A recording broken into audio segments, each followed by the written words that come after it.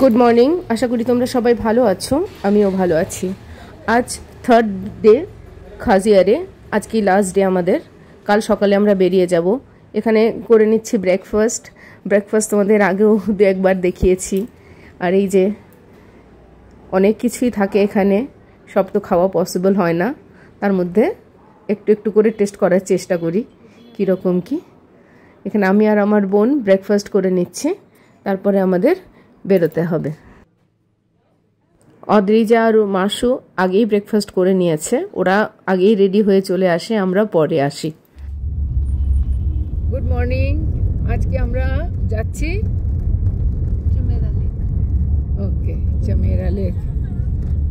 আজকের প্ল্যানিং আছে যত তাড়াতাড়ি সম্ভব ফিরে আসতে পারি, দেখা যাক, কেন কি কালকে আবার বেরোনোর আছে, সেই জন্যে। এই যে আমার বোন ওইদিকে, পুচকু আর আমি।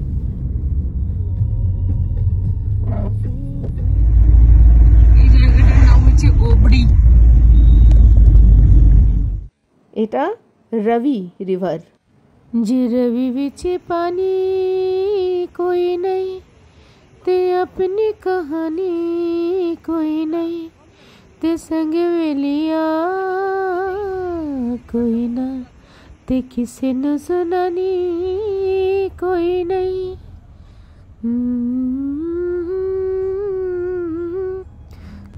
এই জায়গাটার নাম হচ্ছে সুলতানপুর। এটা পুরোটাই হচ্ছে চাম্বার এরিয়া, না? চাম্বার ডিস্ট্রিক্ট, চাম্বারি এরিয়া। जम्मू पहुंच जाते हैं रोड पे, ये जम्मू चले जाता है रोड सामने। हम यहाँ से सीधे चल जाएंगे आगे। कोटी ब्रिज, दिस इज कोटी ब्रिज।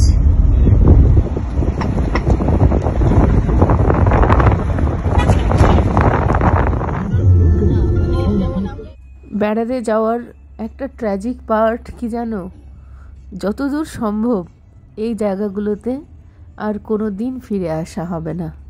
যদি বা আমাদের মধ্যে কেউ আসে, একসাথে তো হবে না।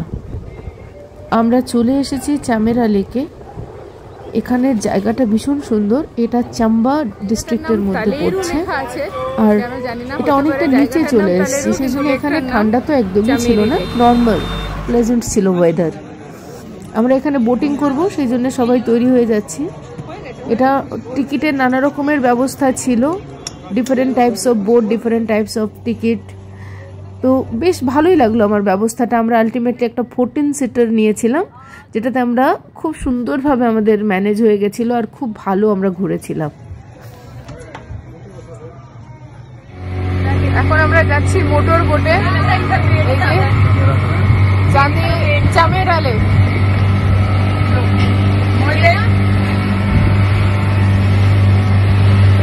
দুগ্গা দুগ্গা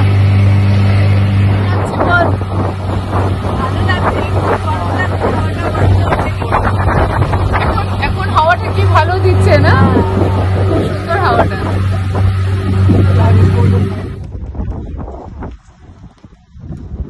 এটা একটা খুব ভালো ভিউ আছে চামেরা লেকের এখান থেকে। এটা একটা ক্যাফেটেরিয়া।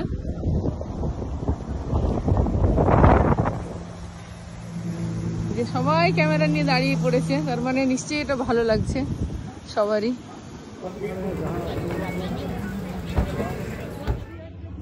চামেরা লেক হয়ে গেল আমাদের, বলেছিল 12:45, বাই 12:45 ফেরত চলে আসতে, তাহলে আমরা তাড়াতাড়ি একটু ফিরতে পারবো। তো সেটাই ট্রাই করছি। সবাই চলে আসছে। टेंपल है शीतला माता का, वो पार बनना। अच्छा, वो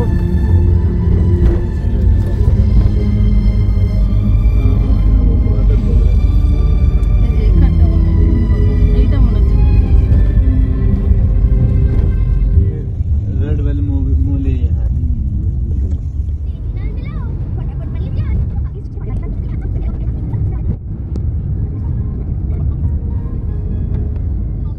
চাম্বার বুড়ি সিং আর্ট মিউজিয়াম। এখানে তুমি যদি ফটোগ্রাফি করতে চাও তাহলে 100 টাকা লাগবে, আদারওয়াইজ সেরকম বোধহয় আর কিছু ছিল না, আমার মনে পড়ছে না।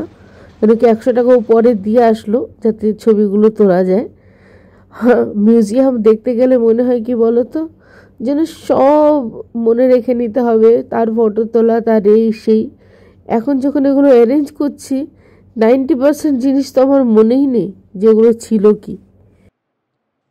এটা মেনলি হিমাচল ট্র্যাডিশন, হেরিটেজ, ওখানকার নানা রকমের মূর্তি, গয়না, ওখানকার রাজা যারা ছিল তাদের কীরকম পোশাক ছিল, তারা কীরকম যানবাহন ব্যবহার করত, সেই সমস্ত গুলোরই একটা নিদর্শন। ভারতের যে কোনো রাজা রাজোরাদের যেরকম একটা ইতিহাস থাকে, তাদের যেমন একটা জীবনশৈলী থাকে, সেটা সবাইকেই অ্যাট্রাক্ট করে, তাই না? পেন্টিং ছাড়াও এখানে আরও অনেক কিছু ছিল, অর্নামেন্টস, ড্রেসেস, অনেক কিছু ছিল। সেগুলোর ভিডিও কোথাও আছে, কিন্তু এখন এই মোমেন্টে আমি আর কিচ্ছু খুঁজে পাচ্ছিলাম না। তো আমি ভাবলাম ভিডিওটা এডিট করে অ্যাটলিস্ট পোস্ট করে দিই, পরে যখন ওই ভিডিওগুলো পাবো ওটা আবার পোস্ট করে দেব। চাম্বার লক্ষ্মী নারায়ণ মন্দির। এই মন্দির শুধু ধর্মের স্থান নয়, এটার সঙ্গে জড়িয়ে আছে চাম্বার সংস্কৃতি আর গর্ব। এগুলোতে প্রদীপ দেওয়া হতো নিশ্চয়ই। কত সুন্দর জায়গা করা আছে প্রত্যেকটা প্রদীপ দেওয়ার। এগুলো যখন সব প্রদীপগুলো যখন একসঙ্গে জ্বলতো কি সুন্দর যে লেগে থাকবে।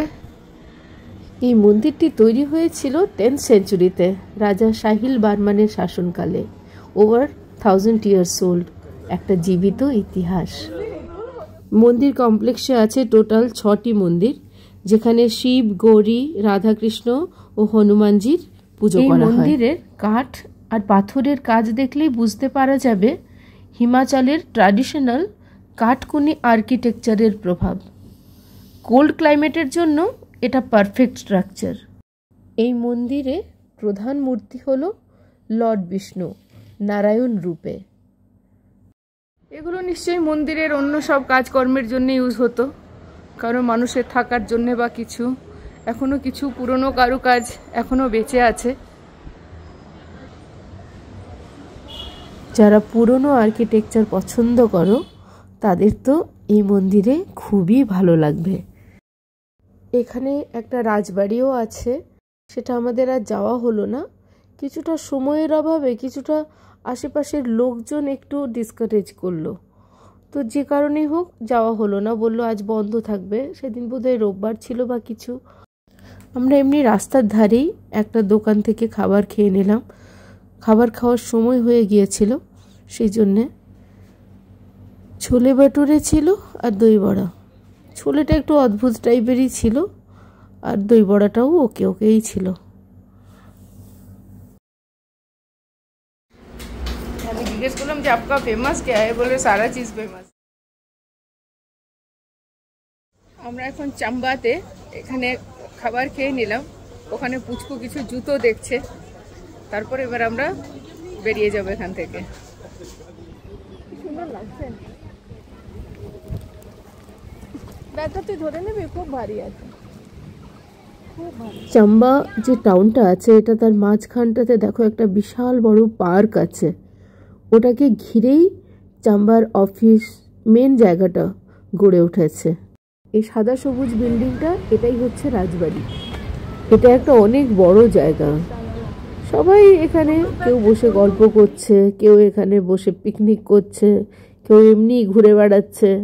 বড়, অনেক বড় জায়গাটা, আর খুব সুন্দর, পরিষ্কার পরিচ্ছন্ন। সিমলা মলেও এরকম রেলিংগুলো আছে। চাম্বা সফর এখানে শেষ, এরপরে যাচ্ছি আমরা খাজিয়ারে ফেরত। দেখতেই পাচ্ছ কি সুন্দর ল্যান্ডস্কেপ।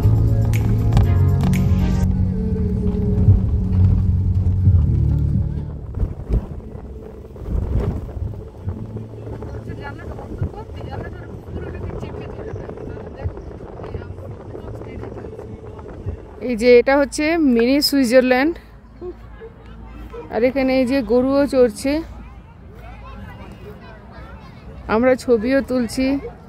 এখানে একজন দেখো সোয়েটার বানাচ্ছে, এদিকে নানা রকমের দোকানপাটিও লাগানো আছে, মানে এটা এমন একটা মাল্টিপারপাস জায়গা, কিছু বলার নেই আর কি।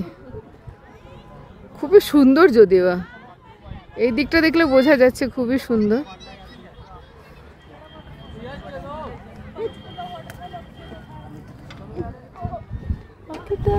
আজ এই যে মিনি সুইজারল্যান্ড খাজিয়ারে যেখানে আমরা এসেছি, এখানে আজ একদম রোদ, খুব সুন্দর ওয়েদারটা আজকে, বোঝাই যাচ্ছে কত রোদ আছে। অসম্ভব সুন্দর এই জায়গাটা। ছবিতে দেখে কতটা ভালো লাগছে আমি জানি না, কিন্তু সামনে থেকে দেখলে সত্যি অতুলনীয় সৌন্দর্য। এখানে সারা দিন বসে থাকা যেতে পারে, আর ওয়েদারটা তো এত প্লেজেন্ট ছিল। এখানে খাবার দাবারও পাওয়া যাচ্ছিল। প্যারাগ্লাইডিং করছে,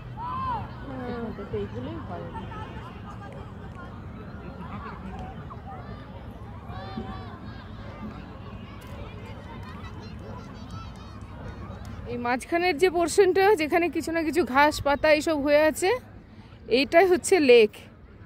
এটাকে কেন ঠিকঠাক করেনি কি জানি। ওইদিকে একটুখানি জল দেখা যাচ্ছে, কিন্তু এই সাইড থেকে তো জলও দেখা যাচ্ছে না। এখানে সব খাবার স্টলও আছে। এইটা হচ্ছে লেকটা, তারই ওই পাশটা প্রায় জলা জলা হয়ে গেছে। এটা লেক। হিমাচল ট্যুরিজমের কটেজ আর হিমাচল ট্যুরিজমের হোটেল, এগুলো অনেক পুরনো, সে তো দেখলেই বোঝা যাচ্ছে। ভেতরটা কেমন হবে কোনো আইডিয়া নেই। এখানে লেখা আছে আসল সুইজারল্যান্ডের সাথে এটার ডিস্টেন্স কতটা। এখানে আমরা বেশ কিছু ছবি টবি তুললাম। জায়গাটা এত সুন্দর, আর রোদ উঠেছিল, আরও ভালো লাগছিল।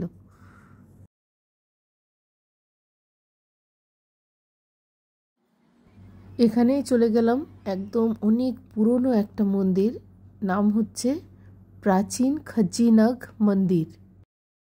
এই মন্দিরের পুরো হিস্ট্রি এখানে লেখা আছে, কখন তৈরি হয়েছিল, কিভাবে তৈরি হয়েছিল। এরপর ওই পাহাড়ি রাস্তা দিয়ে হেঁটে হেঁটে আমরা পৌঁছে গেলাম আমাদের নিজেদের হোটেল আইটিসি ফরচুন। একবার স্পা এরিয়াটা ভালো করে ঘুরে নিলাম। প্রথম দিন যখন এসেছিলাম এই রুমটাতে, তখন নানা রকম কারণে একটু খিচিমিচি হয়েছিল এদের সাথে। আজকে যখন ছেড়ে যেতে হবে কালকে, তো আজকে একটু খারাপ লাগছে। এরকম ভাবেই আমাদের সব জিনিসের সাথে অ্যাটাচমেন্ট হয়ে যায়। কেমন লাগলো আজকের ব্লগটা অবশ্যই কমেন্ট করে আমায় জানিও। ভালো থেকো সবাই, আবার দেখা হবে।